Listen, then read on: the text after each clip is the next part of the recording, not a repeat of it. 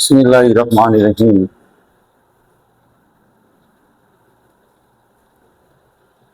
প্রিয় শিক্ষার্থীরা, আসসালামু আলাইকুম।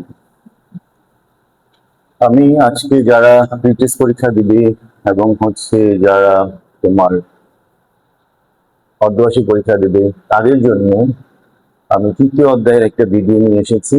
এই তৃতীয় অধ্যায়ের আমরা তিনটা গুরুত্বপূর্ণ সৃজনশীল আলোচনা করব। যদি সময় থাকে এর বাহিরের অন্য এক টাইপের সৃজনশীল আমরা আলোচনা করতে পারি। এখন বিষয়টা হচ্ছে যে আমরা এই সৃজনশীলগুলো আলোচনা করতে গেলে আমাদের একটু হালকা বেসিক জানা লাগবে। সেই বেসিকের মধ্যে একটা হচ্ছে ভরবেগের সংঘটন সূত্র, আর হচ্ছে ঘর্ষণ বল ও ঘর্ষণ গুণাঙ্ক। তো ভরবেগের সংঘটন সূত্র বিষয়টা আমি আমার আগের ভিডিওতে আলোচনা করেছি। আজকেও আমি একটু ভরবেগের সংঘটন সূত্রটা আবার লিখে দিচ্ছি। দেখো, ভর বেগের সংরক্ষণ সূত্র আলোচনা করার আগে একটু আমরা ভরবেগ জেনে নিই। ভরবেগ কি? ভরবেগ হচ্ছে ভর ইন্টু বেগ, অর্থাৎ ভর আর বেগের গুণফলকে বলা হয় ভরবেগ। অর্থাৎ ভরবেগ হচ্ছে এমবি, পি ইকুয়াল এমবি। তাহলে আমরা জানি ভরবেগ হচ্ছে পি ইকুয়াল কি এম বি। তাহলে বস্তুর ভর আর বেগের গুণফলকে বলা হয় হচ্ছে ভরবেগ। এবং ভরবেগের এককটাও আমরা অনেকেই জানি না, এটাও জানি নি। ভরবেগের একক হচ্ছে কেজি মিটার পার সেকেন্ড। তাহলে দেখো যে আমরা ভরবেগ জানলাম, ভরবেগ একক জানলাম। এখন ভরবেগের সংরক্ষণের সূত্রটা কি? ভরবেগের সংরক্ষণের সূত্রটা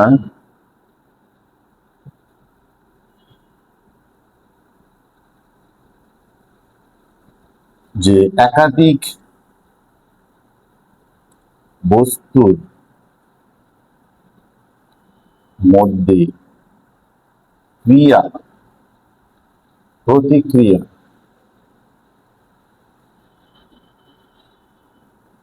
বল ছাড়া অন্য কোন বল কাজ না করলে কোন নির্দিষ্ট দিকে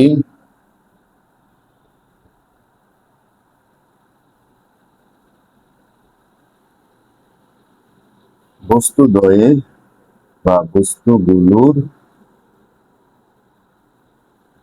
মোট ভরবেগের কোনো পরিবর্তন হবে না। একাধিক বস্তুর মধ্যে ক্রিয়া প্রতিক্রিয়া বল ছাড়া অন্য কোনো বল কাজ না করলে কোনো নির্দিষ্ট দিকে বস্তুগুলোর মোট ভরবেগের কোনো পরিবর্তন হবে না। এই বিষয়টাকে অর্থাৎ আমরা এই সূত্রটি ভেঙে লিখি সহজে বোঝার জন্য। সংঘর্ষের পূর্বে বস্তুগুলোর ভরবেগের সমষ্টি ও সংঘর্ষের পর ভরবেগের সমষ্টি সমান থাকবে।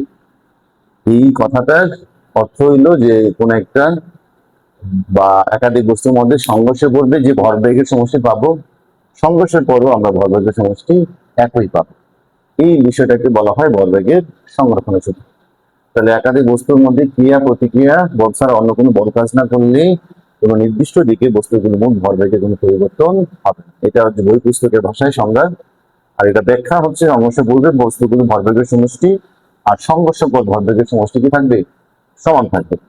এই ভরবেগের সংরক্ষণের সূত্রটার গাণিতিক রূপ, গাণিতিক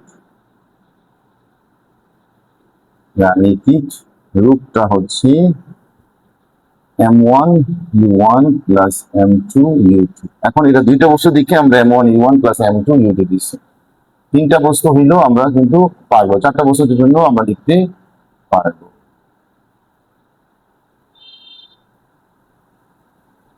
এখানে অনেক ক্ষেত্রে তিনটা বস্তু দিয়েও আসতে পারে, তখন আমরা m1 u1 plus m2 u2 plus m3 u3 লিখবো। m1 b1 plus m2 b2 plus হচ্ছে m3 b3 লিখবো। আমরা বেশিরভাগ ক্ষেত্রে আমাদের দুইটা বস্তু দিয়ে অঙ্কগুলো দেয়, তাই আমরা দুইটা বস্তুর শুধু লিখছি। তার মানে সংঘর্ষ বলবে দুইটা বস্তু ভরবেগের সমষ্টি, সংঘর্ষের পর ভরবেগের সমষ্টি কি থাকে? সমান থাকে। তাহলে এটা হচ্ছে ভরবেগের সংখ্যাকরণ সূত্র।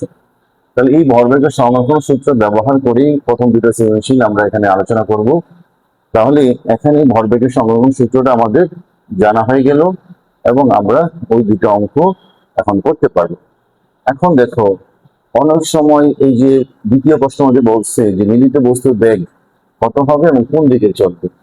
তাহলে এখানে আমরা এই মিলিত বস্তুর বেগের জন্য একটা সূত্র বের করে নিব এই ভরবেগের সংরক্ষণ সূত্র সাহায্যে।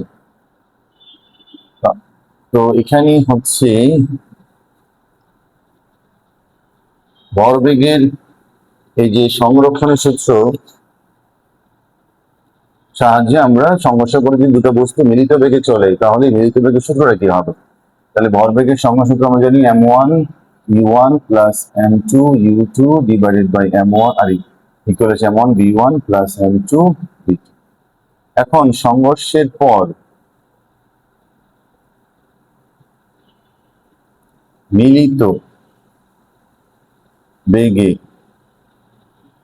চলবে তখন ব্যাপারটা কি হয়ে যাবে, m1 u1 m2 u2 সমান সমান m1 v plus m2 v। অর্থাৎ সংঘর্ষের পর মিলিত বেগে যখন চলবে তখন দুইটা শেষ বেগ সমান হয়ে যাবে। তাহলে আমরা এখানে m1 প্লাস m2 কমন নিতে পারি, তখন এটা b হয়ে যাবে। তাহলে m1 u1 plus m2 u2। তাহলে এখানে b সমান সমান কি, m1 u1 plus m2 u2 divided by m1 plus m2। তাহলে ডিরেক্ট মিলিত বেগের জন্য আমরা এই ফর্মুলাটা ইউজ করতে পারি, মিলিত বেগ। তাহলে মিলিত বেগ b equal m1 u1 plus m2 u2 divided by m1 plus m2। এখন অনেক সময় বলবে বেগ কত হবে এবং কোন দিকে চলবে। মিলিত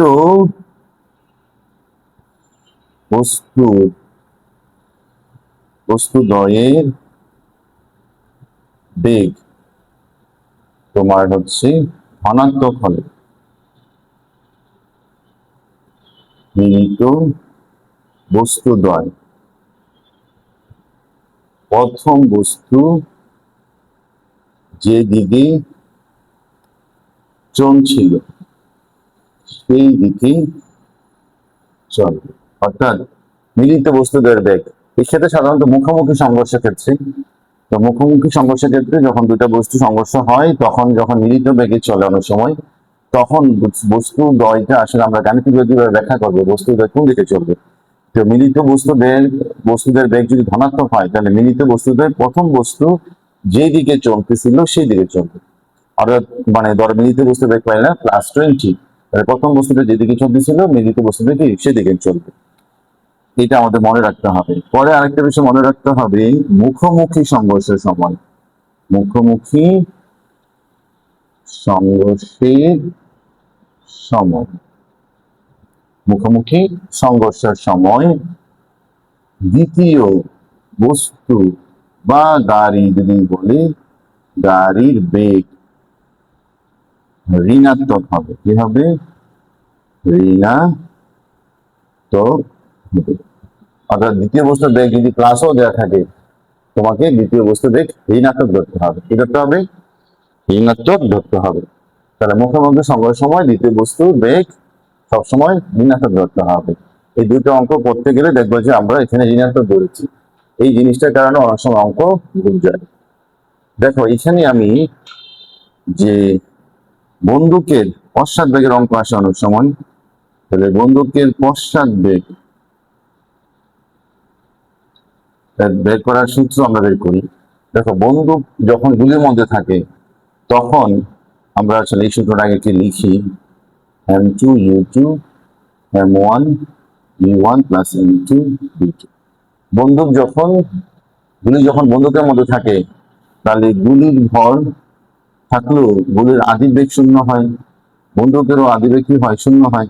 তাহলে পুরো জিনিসটা কি হয়ে যাবে, m1 m2 যদিও থাকে পুরো জিনিসটা আলটিমেটলি শূন্য হয়ে যাবে। কিন্তু বন্দুক থেকে যখন গুলি বের হয় তখন গুলির ভর থাকবে m1, তার বেগও থাকবে কি v1, ভর থাকবে m2, বন্দুকের ভর যদি m2 ধরি তার বেগ থাকবে কি v2। তো বন্দুক আর গুলির ক্ষেত্রে সাধারণত গুলির ভরটাকে এম ধরা হয় বন্দুকের ভরটাকে, মানে গুলির ভর থেকে বেগকে বি ধরা হয়, আর বন্দুকের ভরকে ক্যাপিটাল এম ধরা হয়, বন্দুকের বেগকে বি ধরা হয়। তখন এই বন্দুকের পশ্চাৎ বেগের অঙ্কের জন্য আমরা এই ফর্মুলাটা ডাইরেক্ট লিখে ফেলি যে n b plus capital M b সমান সমান 0। তাহলে বন্দুকের পশ্চাৎ বেগের অঙ্ক করার জন্য এখানে কিন্তু তোমার ভরবেগের সংরক্ষণ সূত্রে আমরা ব্যবহার করে থাকি। তাহলে এই ভরবেগের সংরক্ষণ সূত্রটা কিন্তু থেকে আমরা পাই m v plus capital M V. Small m মানে গুলির ভর, গুলির বেগ, ক্যাপিটাল বি বন্দুকের পশ্চাৎ বেগ, আর ক্যাপিটাল এম বন্দুকের বেগ। তার মানে বন্দুক থেকে যখন গুলি বের হয় তখন সেটাও কিন্তু ভরবেগের সংরক্ষণ সূত্র মেনে চলে। তাহলে বন্দুকের পশ্চাৎ বেগের অঙ্ক করতে গেলে আমরা এই ফর্মুলাটা দিয়ে অঙ্ক করব। এই ফর্মুলাটা তোমাদের মেন বইয়ে নাই, কিন্তু বন্দুকের পশ্চাৎ বেগের অঙ্ক কিন্তু পরীক্ষায় আসে। তাহলে দেখো আমি ভরবেগের সংরক্ষণ সূত্র থেকে তোমাদের কতগুলো সূত্র শিখিয়েছি, কতগুলো বিষয় আলোচনা করছি। এইসব বিষয় কিন্তু তোমাদের বইয়ে নাই, কিন্তু পরীক্ষায় আসবে। তো আশা করি তোমাদের এই বিষয়টা কাজে লাগবে। এবার আমরা চলে যাই হচ্ছে তোমার সৃজনশীলের মধ্যে। আমি কিন্তু ভিডিওগুলো এমন ভাবে করতেছি যে খুব বেশি অতিরিক্ত বেসিক নিয়ে আলোচনা করছি না। এই অঙ্কগুলো করার জন্য যে যে বেসিক গুলো লাগবে সেই যে হচ্ছে সূত্রগুলি আমি আলোচনা করতেছি। নর্মালি তো একটা ভিডিও করতে গেলে তোমার প্রথমে সুন্দর করে বেসিক গুলো করাই নিতে হয়। তো আমি বেসিক গুলো অন্যান্য ভিডিওতে, যেমন ধরো রসায়নের একটা ভিডিও দিয়েছি, ওখানে বেসিক গুলো সুন্দর করে পড়াই নিয়ে তারপর আলোচনা করছি। কিন্তু ফিজিক্সের ক্ষেত্রে আমি যেহেতু সামনের পরীক্ষা, টেস্ট এবং হচ্ছে অর্ধবার্ষিক, তাই সৃজনশীলটার উপর বেশি জোর আরোপ করতেছি, জোর দিতেছি।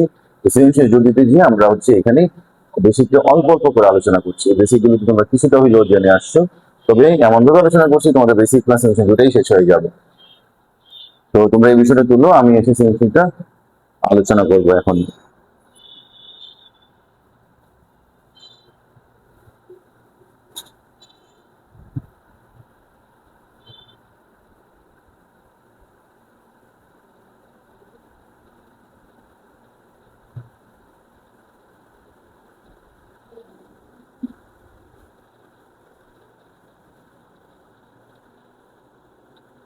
তো চলো আমরা কথা না বাড়িয়ে অঙ্কগুলোর মধ্যে চলে যাই।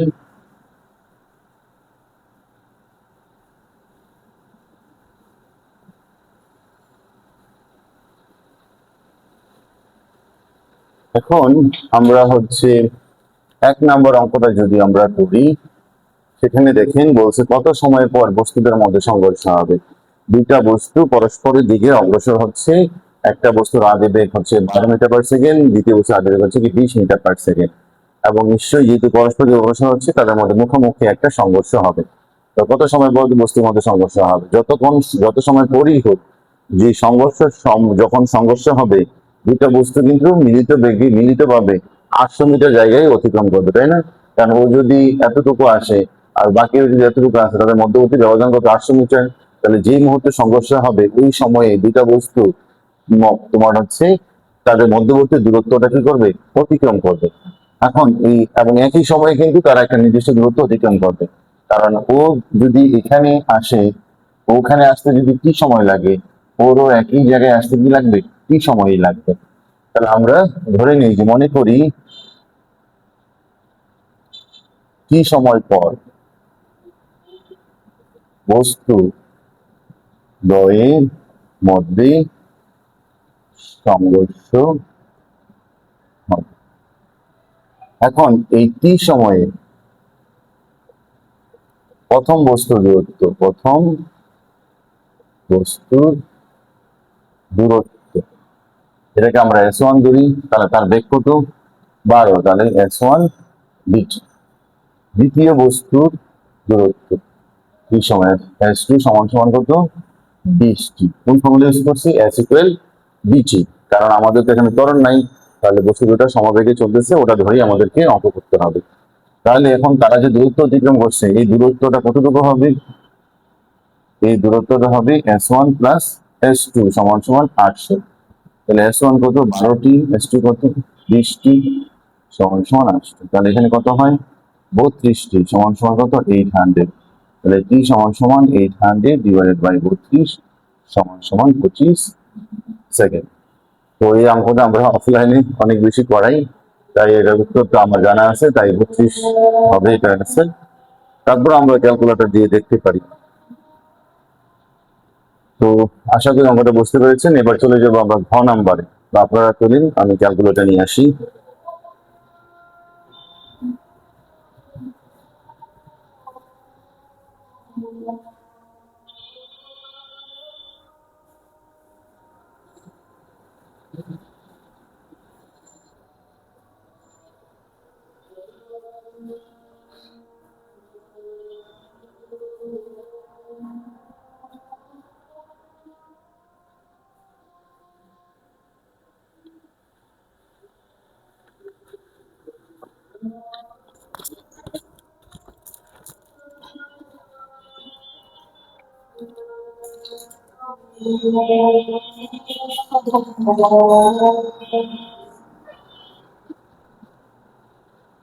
তো আশা করি তুলতে পেরেছেন। আমরা পরবর্তী অঙ্কে চলে যাই, সেটা হচ্ছে যে সংঘর্ষকর কোনটা বেশি ক্ষতিগ্রস্ত হবে। তাহলে ওই অঙ্কটা যদি আমরা করতে চাই, তাহলে আমাদের দুইটা সূত্র মনে রাখতে হবে। আসলে আমাদের হচ্ছে সংঘর্ষের পর, মানে যদি দুইটা বস্তুর বেগ আমাদের বের করতে হয়, যে প্রথম বস্তুর আদি বেগ আছে, দ্বিতীয় বস্তুর আদি বেগ, কিন্তু দুইটা বস্তুরই সংঘর্ষের পর শেষ বেগের মধ্যে একটা বেগ আমাদের দেওয়া নাই। তো সংঘর্ষের পর শেষ বেগ যদি বের করতে বলে, তাহলে সেক্ষেত্রে এটা আলাদা আমাদের একটা সূত্র বের করে নিতে হয়। তো সংঘর্ষের পর বেগ বের করার সূত্র আমরা কিন্তু সবাই জানি, যে v1 ইকুয়াল হচ্ছে প্রথম বস্তু শেষ বেগ। প্রথম বস্তু শেষ বেগ বের করার সূত্র হচ্ছে m1 মাইনাস m2 তোমার হচ্ছে u1 plus 2m2 u2 divided by কি m1 প্লাস m2। আবার দ্বিতীয় বস্তু শেষ বেগ বের করার সূত্র হচ্ছে m2 minus m1 u2 plus 2m1 u1 divided by m1 plus. এইটা কখন আমরা ব্যবহার করব? যখন আমাদের দুইটা বস্তুর আদি বেগ দেওয়া আছে, কিন্তু দুইটা বস্তুর মধ্যে একটারও শেষ বেগ দেওয়া নাই, তাহলে দুইটা বস্তুর যখন শেষ বেগ বের করা লাগবে, তখন আমরা এই সূত্র ব্যবহার করবো। এখন কোনো কোনো সময় এমন হতে পারে যে প্রথম দুইটা বস্তুর আদি বেগ দেওয়া আছে এবং দুইটা বস্তুর মধ্যে একটার শেষ বেগও দেওয়া আছে, তাহলে কিন্তু আমরা এই সূত্র ছাড়াই অঙ্ক করতে পারবো, এই যে ভরবেগের সমানুপাত সূত্রটা ইউজ করতে পারবো। তো যাই হোক, যে সংঘর্ষের পর কোন বস্তুটি বেশি ক্ষতিগ্রস্ত হবে সেটা যদি আমরা নির্ণয় করতে চাই, সংঘর্ষের পরে দুটা বস্তুর বেগের পরিবর্তন আমরা নির্ণয় করবো। কি নির্ণয় করবো? বেগের পরিবর্তন। অর্থাৎ সংঘর্ষের আগে দুটা বস্তুর বেগ ছিল, সংঘর্ষের পরে দুটা বস্তুর বেগ যদি চেঞ্জ হয়ে যায় এবং যেই বস্তুটা বা গাড়িটার বেগের পরিবর্তনটা বেশি হবে, সেই গাড়িটা কি হবে? বেশি ক্ষতিগ্রস্ত হবে। যেমন ধরো তোমার মোটরসাইকেলের সঙ্গে যদি ট্রাকের সংঘর্ষ হয়, তাহলে দেখবো মোটরসাইকেল যে বেগে আসতেছিল, ট্রাকের সাথে সংঘর্ষের পর তার বেগটা অন্যরকম হয়ে যাবে, অনেক গতিতে সে ছিটকে যাবে। অথবা একটা বাইসাইকেলের সাথে যদি একটা তোমার হচ্ছে প্রাইভেট কারের সংঘর্ষ হয়, সাইকেলটা যেই গতিতে আসতেছিল প্রাইভেট কারের সাথে সংঘর্ষের পর দেখবে সাইকেলের গতি আরো ট্রেমেন্ডাসলি চেঞ্জ হয়ে অন্যদিকে চলে গেছে। তাহলে যেটার বেগের পরিবর্তন বেশি হবে, সেটা কি হবে? বেশি ক্ষতিগ্রস্ত হবে। এখন আমরা তাহলে সংঘর্ষের পরে কোন বস্তুর বেশি ক্ষতিগ্রস্ত হবে সেটা যদি আমরা নির্ণয় করতে চাই, তাহলে দুটা বস্তুর আমরা কি করব? বেগের শেষ বেগ বের করব। তাহলে এই শেষ বেগ বের করার সূত্র কি? এই সূত্র দিয়ে আমাদের করতে হবে। তাহলে আমরা অঙ্কটা শুরু করব, তাই আমরা প্রথম সূত্রটি আগে করি। বলি যে সংঘর্ষের পর প্রথম বস্তুর শেষ বেগ। তো এখানে মানগুলো অনেকগুলো মান লাগবে, তাই একটু সাবধানে করতে হবে। m1 হচ্ছে এখানে 12,000, m2 হচ্ছে 800, u1 হচ্ছে তোমার 12, 2m2 মানে হচ্ছে 800, এখানে হচ্ছে -20 হবে। কেন -20 হবে? মুখামুখি সংঘর্ষের সময় আমাদেরকে u2 মানটা মাইনাস ধরতে হবে, যখন আমরা ভরবেগের সংঘর্ষ ইউজ করবো, যখন আমরা এই বেগ v1 v2 ইউজ করবো তখন। ঠিক আছে? তাহলে m1 এর মান কত? m1 এর মান হচ্ছে এখানে 12,000, আর m2 এর মান হচ্ছে কত? 800। তাহলে মুখোমুখি সংঘর্ষের সময় ভরবেগের সংরক্ষণ সূত্র প্লাস এই v1 v2 যখন আমরা ইউজ করব, বের করতে যাব, তখন আমাদের মুখোমুখি সংঘর্ষের সময় u2 এর মান ডেফিনেটলি কি করতে হবে? মাইনাস ধরতে হবে। তাহলে মুখোমুখি সংঘর্ষের সময় u2 এর মান মাইনাস ধরতে হবে। এটা আমাদেরকে অবশ্যই মনে রাখতে হবে। তাহলে এখানে যদি আমরা এখানে হিসাব করি, এখানে থাকবে 11,200 ইন্টু 12, এটা কিন্তু মাইনাস, তাহলে গুণাকার আছে, প্লাস মাইনাসে মাইনাস হয়ে যাবে। তখন এখানে থাকবে 2 ইন্টু 800 ইন্টু কি 20, আর এখানে হবে 12,800। তাহলে এটা যদি আমরা হিসাব করি তাহলে ডিরেক্ট হিসাব করে ফেলতে পারি 11,200 ইন্টু হচ্ছে 12। তো আমি ভেঙে ভেঙে দেখাই, তোমরা অনেকে একসাথে করতে গিয়ে সময় নষ্ট করো বা ভুল অ্যান্সার করো। একসাথে করবা না, প্রয়োজনে একটু মানে ভেঙে ভেঙে করবা। ইন্টু হচ্ছে 20, তাহলে এখানে 32,128,000। এখন এই মানটা থেকে আমরা আগের 134 থেকে 1,34,400 থেকে আমরা যদি 32,000 বিয়োগ করি এবং ওই মানটাকে 12,800 দ্বারা ভাগ করি, তাহলে আমাদের এখানে মান আসে হচ্ছে 8 মিটার পার সেকেন্ড। তাহলে আমরা পেয়ে গেলাম সংঘর্ষের পর প্রথম বস্তুর শেষ বেগ। ঠিক একই রকম ভাবে সংঘর্ষের পর দ্বিতীয় বস্তুর শেষ বেগ আমরা নির্ণয় করব। v2 সমান সমান উল্টা হয়ে যাবে সূত্রটা, m2 মাইনাস m1 ইন্টু হচ্ছে u2, 2m1 u1 divided by m1 plus m2। তাহলে এখানে যেটা হবে না, যাই হোক, এখানে m2 হচ্ছে 800 মাইনাস 11,200 ইন্টু u2, তাহলে u2 হচ্ছে তোমার মাইনাসে 20 প্লাস 2m1, m1 হচ্ছে তোমার হচ্ছে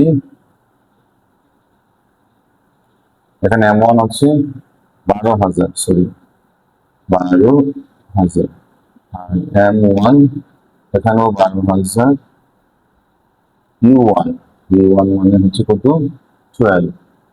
তাহলে m2 মাইনাস m1 এটা u2 ডিভাইডেড বাই, তাহলে এখানে m1 প্লাস 12,000 প্লাস 800, তাহলে এখানে হবে কত 1 2 ঠিক আছে 12,800 হবে। আর উপরে আমরা যদি হিসাব করি, এখানে দেখো এটা মাইনাসের, এইটা থেকে এটা বিয়োগ করলে মাইনাসের মান আসবে, তাহলে 12,000 থেকে বিয়োগ করলে মাইনাসের 11,200 আসে। এইটারে মাইনাসের 20 দ্বারা যদি তুমি ভাগ করো, আর সরি গুণ করো, তাহলে প্লাসের 2 অর্থাৎ 22,40,000 আসবে, আর 2,24,000 আসবে। আর এখানে পুরো মানটাই প্লাসের হবে, তাহলে এখানে কত হবে 2 ইন্টু 1200 ইন্টু হচ্ছে 12, অর্থাৎ 28,800। এটার সঙ্গে আমরা আগের মান 22,400 যোগ করি, যোগ করে এটাকে আমরা 8 মানে 12,800 দ্বারা ভাগ করি, ভাগ করলে আমাদের যে মানটা আসে সেটা হচ্ছে 40 মিটার পার সেকেন্ড। তাহলে দেখো যে আমরা সংঘর্ষের পর বস্তু শেষ বেগ, সংঘর্ষের পর দ্বিতীয় বস্তু শেষ বেগে বের করছে। এবং সংঘর্ষের পর কোন গাড়ির বেগ বেশি হয়েছে, দ্বিতীয় গাড়ির বেগ বেশি হয়েছে। তো আমরা তো বলছিলাম বেগের পরিবর্তন বের করব, তাহলে প্রথম গাড়ির বেগের পরিবর্তন, তাহলে ডেল v1 দিতে পারো, তাহলে এখানে v1 মাইনাস হচ্ছে u1, তাহলে প্রথম গাড়ি v1 ছিল কত 12, হ্যাঁ সরি v1 হচ্ছে 8 আর u1 কত 12, তাহলে তোমার এখানে আসতেছে হচ্ছে -4 মিটার পার সেকেন্ড। তার মানে প্রথম গাড়ির মানে বেগ সংঘর্ষের পরে কমে গেছে, দ্বিতীয় গাড়ির বেগের পরিবর্তন, বেগের পরিবর্তন ডেল v2 মাইনাস u2, তাহলে v2 মাইনাস v2 হচ্ছে 40। দেখো u2 কত, u2 হচ্ছে তোমার 20, কিন্তু এইটা তো মুখোমুখি সংঘর্ষের উল্টা দিকে আসতেছিল, তাই এটা -20 ধরতে হবে, তাহলে -60 মিটার পার সেকেন্ড হবে। তাহলে কার বেগের পরিবর্তন বেশি হয়েছে, দ্বিতীয় গাড়ির বেগের পরিবর্তন বেশি হয়েছে। তো আমি বলছিলাম সংঘর্ষের পর কোন বস্তুর বেশি ক্ষতিগ্রস্ত হবে, যে বস্তুর বেগের পরিবর্তন বেশি হবে। যেহেতু দ্বিতীয় বস্তুর বেগের পরিবর্তন বেশি, সুতরাং দ্বিতীয় বস্তুটি বেশি ক্ষতিগ্রস্ত। তাহলে দুটা বস্তুর মধ্যে কোনটা ক্ষতিগ্রস্ত হবে, এইরকম প্রশ্ন যদি তোমাদের আসে তাহলে তোমরা দুটা বস্তু শেষ বেগ বের করবে। ঠিক আছে, তো শেষ বেগ বের করার পর তোমরা দেখবে বেগের পরিবর্তন কার বেশি, যার বেগের পরিবর্তন বেশি হবে সেটি বেশি ক্ষতিগ্রস্ত হবে। তো আমি অনেক সহজ করেই তোমাদের হিসাবগুলো দেখাই দিয়েছি, তোমরা একটু ধাপে ধাপে হিসাবগুলো করবা। যেমন তোমরা অনেকে পুরাটা ক্যালকুলেটর নিয়ে মান বসে দাও, এরকম করতে গেলে অনেক সময় ভুল আসবে। একটা দুটা লাইন বাড়াও। এখানে আমরা যেমন প্রথমে বিয়োগ করছি, তারপরে গুণ করছি, তারপরে গুণ করে বসাই বিয়োগ করে ভাগ করে দিছি। হ্যাঁ, আবার এখানে আবার একটা লাইন কমাই দিছে, যেহেতু আমরা এই হিসাবগুলো অনেক কিছু জানি। এখানে আমি বিয়োগ করছি, বিয়োগ করে যে মানটা পাবো সেটাকে -20 দ্বারা গুণ করছি, এগুলো গুণ করছি। এই লাইনটা তুমি এক লাইনে করতে পারো, দুটা যোগ করে 12,800 ভাগ করে দিতে পারো। তাহলে আশা করি তোমরা বুঝতে পেরেছো। চলেন আমরা চলে যাই পরবর্তী ভিডিওতে। তুলে নাও।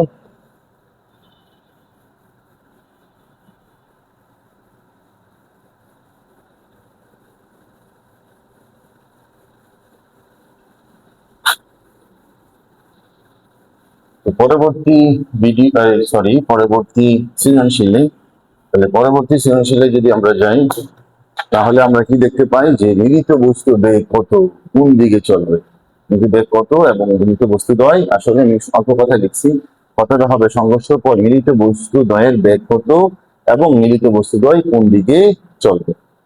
তাহলে এখন তোমার দুইটা বস্তু মিলিত বেগ বের করার কিভাবে সূত্র আমরা জানি। আর এখানে কিন্তু বেগগুলো, আদি বেগগুলো কিলোমিটার পার দেওয়া, এককে দেওয়া আছে। এই কিলোমিটার পার আমরা না বের করে আমরা এটাকে মিটার পার সেকেন্ডে বের করবো, অর্থাৎ এসআই এককে বের করবো। তাহলে এখানেই আমরা আদি বেগ এবং শেষ বেগ, হ্যাঁ, দুইটা বস্তুর আদি বেগকে আমরা মিটার পার সেকেন্ডে নিবো, ভরগুলোকে আমরা কেজিতে নিব। তাহলে আমরা প্রথমে এভাবে লিখে ফেলি যে আমরা জানি মিলিত বেগ m1 v1 প্লাস, তো মিলিত বেগকে আমরা v ধরি, v1 হবে v ধরে, তো মিলিত বেগ v সমান সমান m1 u1 plus m2 u2 divided by m1 plus. তাহলে এখানে u1, তাহলে u1 হচ্ছে 36 কিলোমিটার পার আওয়ার। তাহলে এটা কি হবে, 34 into 1000 divide by 36 metre per second. তাহলে এখানে বোঝাই যাচ্ছে সম্ভবত 10 মিটার পার সেকেন্ড হবে, সম্ভবত না, এমনিতে বোঝা যায়। তাহলে এটা হবে কি 10 মিটার পার সেকেন্ড, কারণ 0 0 কাটা যাবে, 44 কাটা যাবে। তারপর অর্ধেক, তাহলে u2 কত হবে, 18 কিলোমিটার পার আওয়ার। তাহলে এটা 36 যদি 10 হয় তাহলে 18 কিলোমিটার পার আওয়ার কত হবে, 5 মিটার পার সেকেন্ড হবে। এটার হিসাব আমাদের করার লাগলো না। তারপর m1, তাহলে m1 কত হবে, m1 হচ্ছে তোমার 20 গ্রাম, তার মানে হচ্ছে 10⁻³ কেজি, মানে 1000 দ্বারা ভাগ। এখন তুমি যদি এটা না বুঝো, 1000 দ্বারা ভাগ, আমি 1000 দ্বারা ভাগ করলে এটা হয়ে যায় 0.02 কেজি। এই দ্বারা ভাগ করছি, 1000 দ্বারা ভাগ করছি, m2 কত হবে 0.01 কেজি। তাহলে এইভাবে করতে পারি, কারণ 20 কে 1000 দ্বারা ভাগ দাও, এবার 0.02 আসবে। তাহলে m1 m2 আমরা পেয়ে গেলাম। তাহলে সুতরাং মিলিত বেগ b সমান সমান m1 হচ্ছে 0.02, u1 হচ্ছে 10 আর m2 হচ্ছে 0.01, e2 হচ্ছে তোমার মুখোমুখি সংঘর্ষ, তাহলে -5। তাহলে এখানে কত হবে, তোমার 0.02 প্লাস 0.01, এটা ভর যোগ করতে হবে। তাহলে এখানে 10 কে তোমার 0.02 কে 10 দ্বারা গুণ করলে, হ্যাঁ 102 কে 10 দ্বারা গুণ করলে নিশ্চয়ই 0.2 হবে। তাহলে 0.2 আর এখানে হবে -0.05, 0.01 কে আমি যদি 5 দ্বারা গুণ করি 0.05, আর এখানে হয়ে যাবে 0.03। তাহলে 0.2 থেকে মাইনাস হবে 0.05, পরে থাকবে হচ্ছে তোমার 0.15, নিচে হবে 0.03। তাহলে এটাকে 0.03 দ্বারা ভাগ করে দাও, তাহলে হবে 5 মিটার পার সেকেন্ড, এবং এটা কিন্তু পজিটিভ আসছে।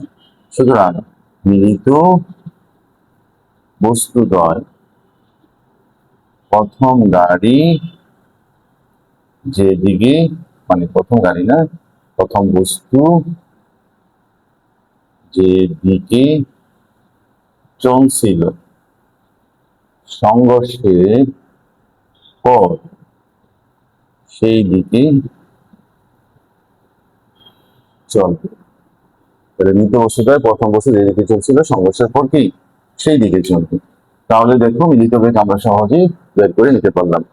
তাহলে আমরা মিলিত বস্তু বেগ কত কোন দিকে চলবে সে অঙ্ক যদি আমরা করতে চাই, তাহলে আমাদেরকে অবশ্যই খেয়াল রাখতে হবে যে দ্বিতীয় গাড়ির বেগ কি হবে, ঋণাত্মক হবে, আর প্রথম গাড়ির বেগ ধনাত্মক হবে।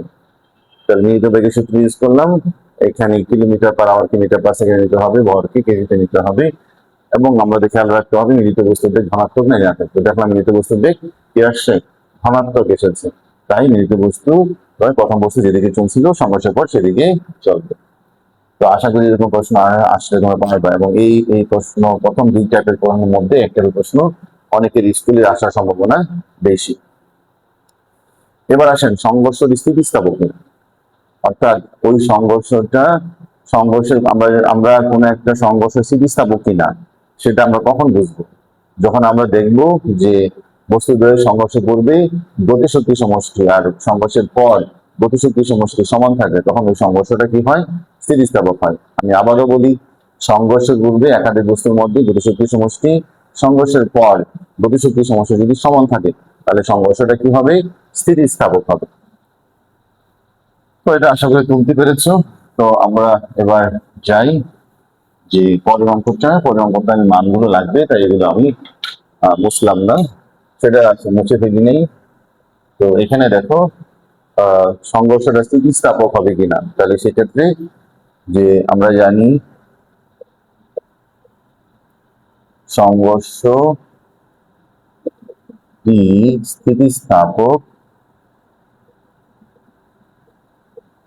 হবে যদি সংঘর্ষের পূর্বে বস্তুদ্বয়ের গতিশক্তির সমষ্টি ও পরে গতিশক্তির সমষ্টি সমান থাকে।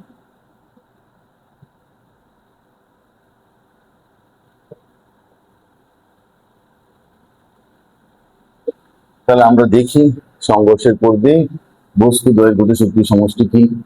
তাহলে সংঘর্ষের পূর্বে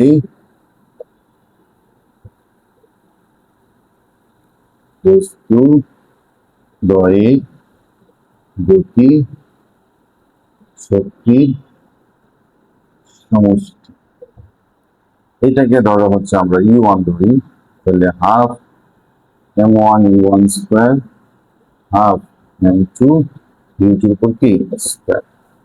তাহলে এখানে দেখেন আমরা হাফ m1 মানে কত 0.02, U1 কত 10 এর উপর স্কোয়ার, হাফ m2 মানে কত 0.01, U2 কত 5 এর উপর স্কোয়ার। তাহলে এখানে আমরা 2 দ্বারা ভাগ করে 10 দিয়ে গুণ করে দিই, তাহলে এখানে 0.01 হবে, 0.01 তেমনি ওই যে 0.02 কে 2 দ্বারা ভাগ করছে, 0.02 এই 2 দ্বারা ভাগ করে, হ্যাঁ এটাকে আমরা 10 দ্বারা গুণ করে দিব, গুণ করলে এটা 0.1 হবে। এই অংশটা 10 দ্বারা না, সরি 100 দ্বারা গুণ করবো, তবে 0.01 কে যখন 100 দ্বারা গুণ করব তখন এটা 1 হয়ে যাবে, প্লাস 0.01 এই 2 দ্বারা ভাগ করব, ভাগ করে যে মানটা আসবে সেটাকে 25 দ্বারা গুণ করব, তাহলে 0.125, তার মানে এটা 1.25 জুল আসবে। ঠিক একই রকম ভাবে আমরা সংঘর্ষের পর বের করব, তাহলে সংঘর্ষের পর গতি শক্তির সমষ্টি, গতি শক্তির সমষ্টি, এইটাকে আমরা ধরবো হচ্ছে E2। তাহলে সংঘর্ষের পর গাড়ির বস্তুটা কিন্তু মিলিত বেগে চলছিল, তাহলে মিলিত বেগে যখন বলবো তখন আমরা লিখবো half m1 b square plus half m2 b square, অর্থাৎ দুইটা বস্তুর শেষ বেগ সমান, এবং এই শেষ বেগে কত পেয়েছিলাম 5।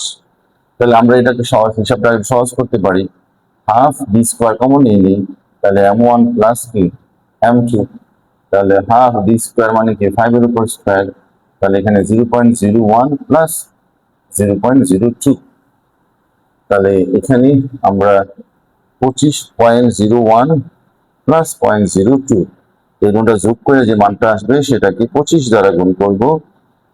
হ্যাঁ, 5 এর উপর 25 দ্বারা গুণ করার পর এটা 2 দ্বারা ভাগ করবো, 0.375 জুল। তার মানে যেহেতু E1 নট E2, সুতরাং সংঘর্ষটি স্থিতি স্থাপক নয়,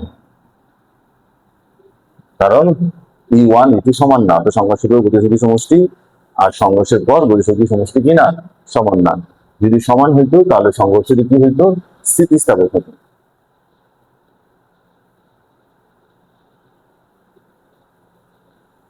তাহলে সংঘর্ষটি স্থিতিস্থাপক কিনা আশা করি আপনারা বুঝতে পেরেছেন। তাহলে এই ধরনের প্রশ্ন আসলে আমি পারবো না, অবশ্যই পারবো।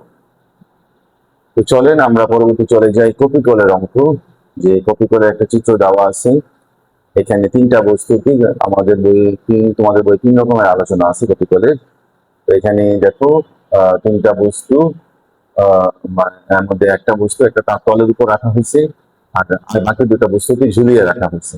M3 বস্তুটাকে তলের উপর রাখা হয়েছে, আর বলছে M2 বস্তু ত্বরণ কত হবে যদি বস্তু ও তলের ঘর্ষণ সহগ বস্তু আর হবে বস্তু ও তলের ঘর্ষণ সহগ 0.3 হয়, অর্থাৎ তৃতীয় বস্তুটা যে তলে আছে তার ঘর্ষণ সহগ যদি 0.3 হয়, তাহলে ওই M3 বস্তুর ত্বরণ কত হবে।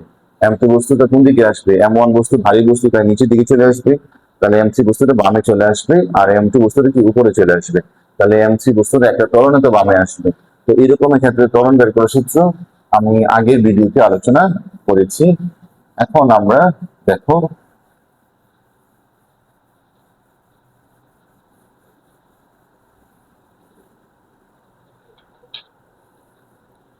তাহলে এই কপিকলের অঙ্কের যদি আমরা ত্বরণ বের করতে চাই, সেক্ষেত্রে ঘর্ষণ বল যদি থাকে আর কি, যে তল ও বস্তুর মধ্যে ঘর্ষণ বল থাকে, ঘর্ষণ সহগ যেহেতু আছে ঘর্ষণ বল অবশ্যই কি থাকবে, সেক্ষেত্রে ত্বরণ বের করার সূত্র হচ্ছে M1 ভারী বস্তুর ওজন M1 G minus M2 G minus ঘর্ষণ বল divided by M1 plus M2 plus কি M3। এইটা কিন্তু আমরা শিখেছি সূত্র আগের ক্লাসে। তাহলে ঘর্ষণ বল থাকলে তখন আমাদের সূত্রটা এরকম হবে। এখন দেখো M1 মানে কত, এখানে 12 ইন্টু 9.8, M2 কত সেটা হচ্ছে 8 ইন্টু 9.8, ঘর্ষণ বল কত মিউ এমসি, তৃতীয় বস্তু বল হবে কিন্তু, তাহলে এখানে হচ্ছে 12 প্লাস 8 প্লাস হচ্ছে কত 2, তাহলে এখানে আমরা মিউর জায়গায় বসাবো 0.3 আর M3 জায়গায় বসাবো 2 ইন্টু 9.8, আর এখানে আমরা গুণ করে বসা দিতে পারি। আমরা চাইলে ঘর্ষণ বলটা আলাদা করেও বের করে নিতে পারি। ইন্টু 9.8, এখানে যে মান আছে সেটা হচ্ছে 1117.6, তারপর হচ্ছে 8 ইন্টু 9.8, এটা হচ্ছে 78.4, আর এখানে যোগ করলে বোঝা যাচ্ছে 22 হবে।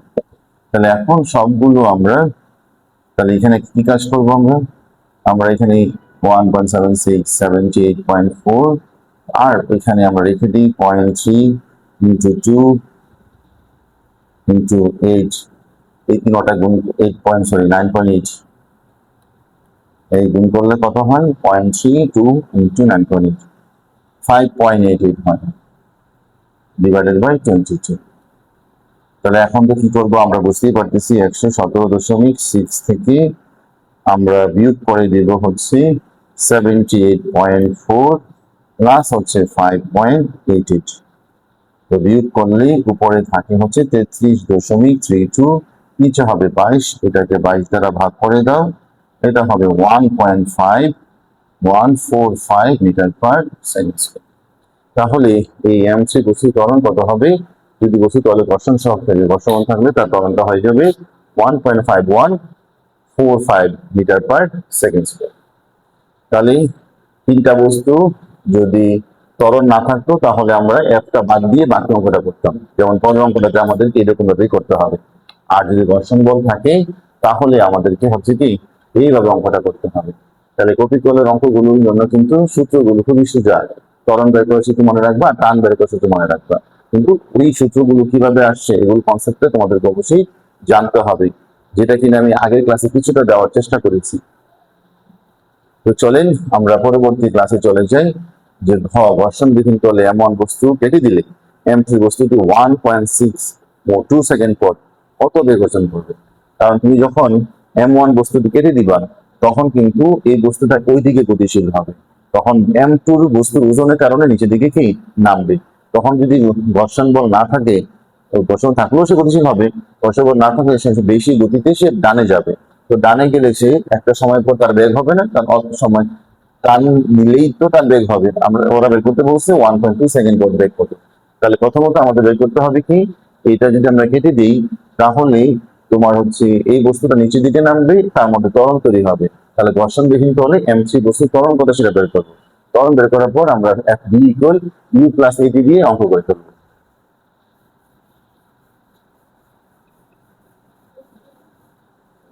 তাহলে এখন আসেন যে তোমার m1 বস্তু কেটে দিলে, তাহলে m1 বস্তু কেটে দিলে ঘর্ষণবিহীন তলে m3 বস্তুর ত্বরণ, তাহলে m2 বস্তুর ত্বরণ হবে a সমান সমান তোমার হচ্ছে m2g divided by m1 plus m2। তখন সূত্রটা এটা হয়ে যাবে, দুইটা বস্তু হয়ে গেছে তখন। তাহলে m2 কত 8 ইন্টু 9.8, তাহলে 8 প্লাস 2 এখানে হবে 10, উপরে গুণ করে দেখো কত হয় 8 ইন্টু 9.8, 78.4, তার মানে 7.84 মিটার পার সেকেন্ড। তখন যদি ত্বরণ যদি পেয়ে গেছি তাহলে এমন বস্তুটি মানে তোমার হচ্ছে 1.2 সেকেন্ড পর কত বেগ অর্জন করবে সেটাও বের করতে পারবো। তো সুতরাং 1.2 সেকেন্ড পর m3 বস্তুর বেগ b equal u plus h। তাহলে আদি বেগ কত? আদি বেগ হচ্ছে 0, প্রথম আমাদের স্থির থাকবে। ত্বরণ কত? 7.84, 1.2। তাহলে এটা লগে 1.2 যোগ গুণ করে দিন, তাহলে 9.408 মিটার পার সেকেন্ড। এটা হচ্ছে 1.2 সেকেন্ড পর m3 বস্তু বেগ। তো কপিকলের অঙ্ক কি কঠিন? মোটেও কঠিন না, সোজা। তো আশা করি এই তিনটা সৃজনশীল আপনারা খুব সহজেই বুঝতে পেরেছেন। তো আমি এই অধ্যায়ের উপর আরো কিছু সৃজনশীল নিয়ে হয়তো বা নেক্সট ভিডিওতে আসবো। সো এই ভিডিওতে আজকে আপনাদের সাথে এতটুকুই। কতটুকু বুঝতে পেরেছেন, ক্লাসটা আপনাদের উপকার হয়েছে কিনা আমাকে একটু কমেন্টস বক্সে জানাবেন। সবাই ভালো থাকবেন। আল্লাহ হাফেজ।